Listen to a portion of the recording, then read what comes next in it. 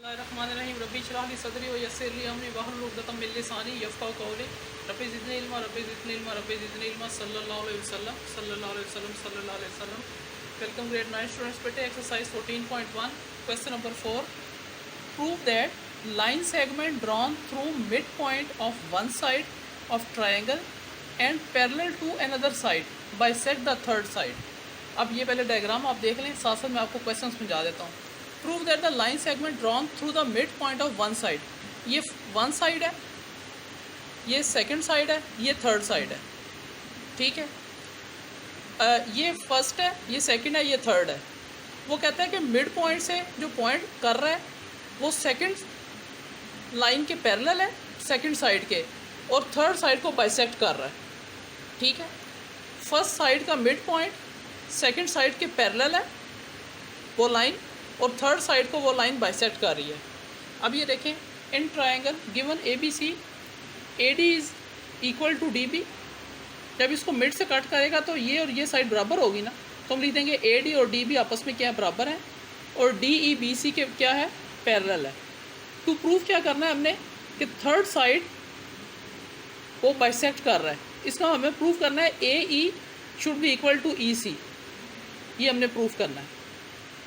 Statement क्या होगी, in triangle A B C D E is parallel to B C, ये given हो गया। अब ये देखें, हमने जो 14.1 थ्योरम किया था उसमें हमने यही चीज़ शो की थी ना कि A D divided by D B is equal to A C A E divided by E C, यही हमने प्रोपोर्शन वाला थ्योरम किया था ना। तो यहाँ पर हमने वो लिखा ए डी बटा D B is equal to A E बटा ई सी। मैंने रेफरेंस दे दिया थ्योरम 14.1। अब यहाँ से देखें, A D is equal to D B, ये उन्होंने गिवन में हमें बताया हुआ है, गिवन, ठीक है। अब यहाँ से देखें, जहाँ पर ए डी है वहाँ पर आप डी बी लगा दें, ए डी है ना वहाँ पर आप डी बी लगा दें, डी बी नीचे वाला as it is, A E as it is, E C as it is, यानी कि सेकंड को फर्स्ट में पुट कर दें, पुट सेकंड इन फर्स्ट। यहाँ से होगा क्या, ये डी बी कैंसिल हो गया, यहाँ पे 1 रह जाएगा, ये एज इट इज़। अब देखिए इसके नीचे कुछ नहीं है तो इसके नीचे क्या होगा, 1, तो ये क्रॉस मल्टीप्लाई हो जाएंगे, तो ए ई इंटू 1 ए ई हो गया, 1 इंटू एम ई सी ये हो गया, और यही तो हमने प्रूफ करना था कि A is equal to E C, proof हो गया। अब आप क्वेश्चन नंबर 5 देखें। Prove that the line segment joining the mid point of any two sides of a triangle is parallel to the third side. तो ये देखें, ये एक ट्राइंगल है, ये दो साइडों का मिड पॉइंट जब वो मैच कर रहा है तो थर्ड के पैरेलल है, ये हमने प्रूफ करना है। हमने लिखा in triangle A B C A D is equal to D B, ठीक है, क्योंकि उसने मिड से कट किया है ना, तो ए डी डी बी के बराबर हो गया, और ए ई ई सी के बराबर हो गया, क्योंकि इनने मिड पॉइंट को आपस में मीट किया है, ठीक है। और इसको अब ये लिख सकते हैं ना, A D over D B, इस वाले को आप क्या लिख सकते हैं, इस फॉर्म में भी लिख सकते हैं ना, क्योंकि मैंने आपको बताया था उस वक्त भी कि अगर ये देखें ए डी और डी बी बराबर है ना, तो A D over D B हो गया, और ये ए ई ओवर ई सी हो गया, ठीक है। ये आपको गिवन है, प्रूफ आपने क्या करना है, D E is parallel to B C.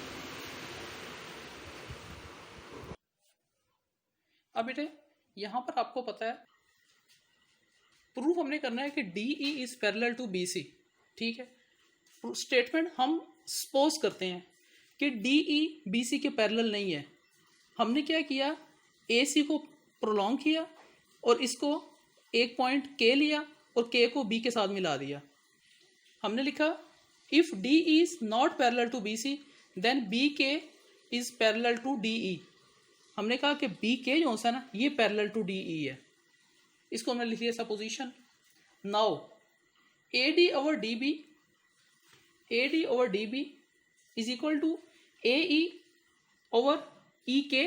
अब दरम्यान से हमने सी पॉइंट को निगलेक्ट किया ना, तो हमने क्या दिया, ये ई के है पॉइंट, तो ए ई ओवर ई के हो गया, इसको हमने इक्वेशन 1 कह दिया, ठीक है। लेकिन हमें पता है कि A D over D B क्या होता है, ए ई ओवर ई सी के बराबर होता है असल में, तो ये इक्वेशन 1 हो गई, ये इक्वेशन 2 हो गई।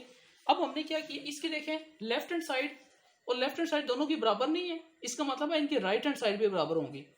तो हमने लिख लिया Maihar A over E K is equal to mayor A over E C. Left hand side of 1 and 2 are equal, so right hand side will also equal. Okay, अब इसके बाद आप देखें हमने दिया left hand side of 1 and 2 are equal, so right hand side will also equal. ठीक है, अच्छा अब यहां से देखें, यहां से आप ए और ए दोनों साइड से कैंसिल कर सकते हैं ना, तो बाकी क्या रह गया, ए ई K is equal to E सी लिख दिया, कैंसल न्यूमिनेटर, ऊपर वाले को न्यूमिनेटर कहते हैं ना, तो कैंसल न्यूमिनेटर, तो बाकी ये चीज बच गई। ठीक है, इसका मतलब है ई K is equal to E सी, ई के और ई सी आपस में इक्वल है, इसका ये मतलब है। इसका मतलब है ये सिर्फ उस वक्त पॉसिबल है, this is possible only when के लाइज ऑन सी।